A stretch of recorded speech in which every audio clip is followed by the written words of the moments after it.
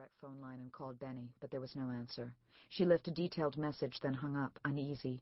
She'd call her back in 5 minutes to make sure the boss had gotten the message.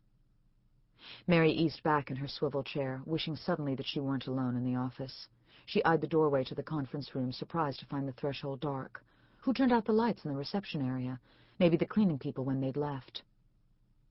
"I'll come down there and shoot." Mary eyed the phone, daring it to ring again. She didn't leave it off the hook because the drill was to record threatening messages for evidence, in case the office had to go for a restraining order, like with the previous loony, premenstrual Fred. Mary wondered fleetingly if she could find a career that didn't attract garden-variety homicidal rage or bad television commercials. She told herself to get over it. Premenstrual Tom had been blowing off steam, and there was a security desk in the lobby of the building. The guard wouldn't let anybody upstairs without calling her first, especially after business hours, and nowadays you couldn't get past the desk without a driver's license and a mortgage note. She got back to work, tucking a dark blonde tendril into its loose French twist, and picked up the document she'd been reading. It was a letter dated December 17th, 1941, from the Provost Marshal General's office, a federal agency that no longer existed. Its type was grainy because it was a Xerox copy of a photocopy of a carbon copy, and on another night Mary would have gotten a charge out of its vintage. Everybody in the office called her case the History Channel, but she loved the History Channel. Mary loved mostly everything on cable except the Actors Studio, which she wouldn't watch at gunpoint, but she didn't want to think about gunpoint right now. Mary scribbled "useless" on a Post-it, stuck it on the letter, and set it in the useless stack in front of her. She ignored how tall the useless stack was getting because it would be useless. Documents surrounded her and sat packed in boxes along the side wall of the conference room. Somewhere in these papers was the file for a man named Amedeo Brandolini. Amedeo had emigrated from Italy to Philadelphia, where he'd married, had a son, and built up a small fishing business. When World War II broke out, he was arrested by the FBI and imprisoned along with 10,000 other Italian Americans, under an act better known for authorizing the internment of the Japanese. Amedeo lost everything and eventually committed suicide in the camp. His son's estate had hired Mary to sue for reparations, and she couldn't help but mourn him. Very few shows on the History Channel had happy endings, which was why everybody watched Fox. "Ring!" The phone rang, and Mary jumped. It had to be Premenstrual Tom calling back, because she had told Benny to call her on her cell, and she didn't have anybody else to call her, which was why she was working late. Perhaps these things were related, but Mary was in no mood for introspection. She tensed all over. "Ring! Ring!" Finally, the ringing stopped. The conference room fell silent again. Mary waited for the silence to seem more like friendly silence and less like scary silence, but that wasn't happening. The reception area was still dark. She tried to relax, but couldn't. She glanced over her shoulder even though she was 32 stories up. It was dark outside, and in the onyx mirror of the windows she saw the sparkling new conference room, a messy table dotted with styrofoam coffee cups, and a drama queen with a law degree. "I'll come down there and shoot." Mary turned back, picked up the phone, and pressed in Benny's cell number. Again there was no answer, so she left another warning slightly more hysterical. She hung up and checked her watch again. 10:36. It was late. She didn't want to sit here while he called back again. She couldn't concentrate anyway. Time to go. She got out of the chair, stuffed her briefcase with documents, grabbed her purse, and left the conference room. Leather chairs and a matching couch loomed in the darkened reception area, and Mary scooted past the terrifying furniture for the elevator, which didn't come fast enough. Once inside, she breathed a little easier, and when the elevator reached the lobby, she stepped off and glanced around, her pulse slowing to normal. The fake marble lobby was bright and empty, except for a fake granite security desk manned by a guard too sleepy for her comfort level. Bobby Troncello, an amateur boxer Mary knew from the neighborhood, undoubtedly dozing over the sports page. "Wake up, Bobby," she said, making a beeline for the desk. She set her briefcase on its glistening surface and peeked over the edge. "We got trouble." "What do you mean?" Bobby looked up, edging the maroon cap he hated over his thick eyebrows. His brown eyes were glassy wet, his nose wide and dotted with large pores, and his mouth a slash that was usually swollen from the gym.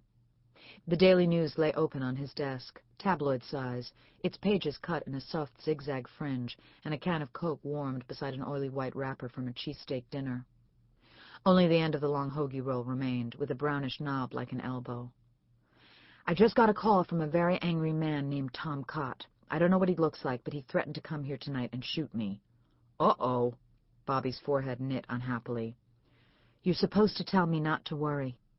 Don't worry, Mare. Benny already told us to watch out for this cot guy. Nobody gets upstairs, you know that. He comes in my lobby, I'll take care of him myself. I wouldn't let anybody hurt my home girl. Mary smiled, almost reassured. He went to Benny's house tonight. He said he looked her up in the phone book. I called her and left a message warning her, but I'm worried. About Rosato? I'd worry about him. Bobby laughed, rising to stretch arms that strained against the seams of his maroon blazer. His lapels parted as he reached up, releasing a heady combination of cheap cologne and fried onions. If that knucklehead tussles with her, she'll kick his ass from here to Broad Street. But he said he'd shoot me, or us, I think. Mary couldn't remember much premenstrual Tom had said after shoot, and his calling her a whore bothered her more than it should have, especially when it was part of a death threat in general. What if he has a gun? What if he goes to Benny's house with a gun? So what? Rosato carries concealed. Bobby snorted. She'd bust a cap in him before he could find his pants pocket. Strangely, I feel worse. Is this your best stuff, Bobby? Don't worry, everything's fine. You've been working too hard night after night. Let me get you a cab. Bobby grabbed Mary's briefcase, walked around the security desk, and looped an aromatic arm around her shoulder. By the way, what did you decide about my friend Jimmy? You gonna let me hook you up? Mary hid her dismay. Bobby had been trying to fix her up with his fellow boxers, a continuous loop of Joeys, Billies, and a stray pooch. Lately, everybody was playing matchmaker, as if they'd all decided Mary wasn't allowed to be a young widow anymore. She hadn't known there was an official cutoff. I told you about Jimmy. We went to Bishop Newman together. He's a real nice guy. Works his dad's plumbing business. Got a nice car. Season tickets to the Eagles. Club level, Mare. Thanks, but I don't think so. You sure? Bobby led her to the polished brass door, opened it for her, and gentled her outside onto the sidewalk. The night air felt crisp, and there was almost no traffic at this hour. Rosato Associates had moved to nicer offices uptown since they started doing class action work, and the ritzy new location made it easier to get cabs. Bobby hailed one almost instantly. Come on, Mare, why don't you give Jimmy a shot? Mary smiled.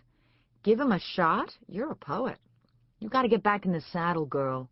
Bobby opened the cab door with a wink. Another time, thanks.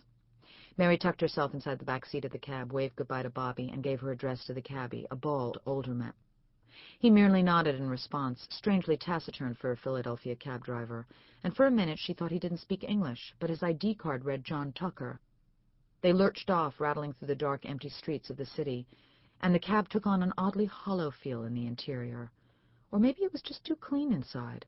The black carpet reeked of strawberry spray, the vinyl seat shone with Armorall, and the seatbelt actually worked. It was all too topsy-turvy for Philly, and Mary felt disoriented. You keep your cab very clean, she said pleasantly, but he didn't answer. Maybe he hadn't heard.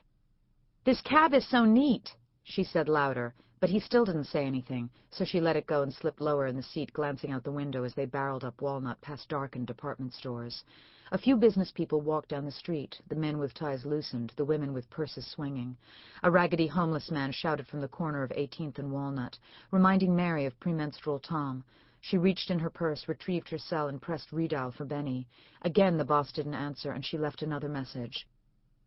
She flipped the phone closed and watched the rearview mirror for the cabbie's reaction. He said nothing, but his gaze shifted hard-eyed to the right.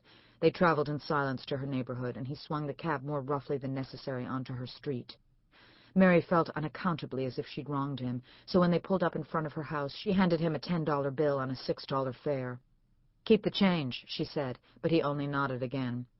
She opened the door, gathered her belongings, and had barely climbed out of the cab before the cabbie hit the gas and sped off, leaving her alone at the curb. I'll come down there and shoot. The voice echoed in Mary's head, and then it struck her. Premenstrual Tom could have looked up where she lived. He knew her name. She was in the phone book, too. The realization startled her, then she wondered why she hadn't thought of it before. He could be here, on her street, watching her, right now, with a gun. Her gaze swept the street, a skinny alley lined with small brick trinities. Its one streetlight at the far end of the street wasn't bright enough to reassure her. Some of her neighbors had mounted lights beside their front doors, but they cast little illumination except on their own front stoops. The sidewalks were vacant. Everybody was inside. A few city trees planted at curbside rustled in the breeze, and Mary sized them up with suspicion. Their trunks looked too thin for someone to hide behind, but premenstrual Tom could be skinny if he wasn't retaining water.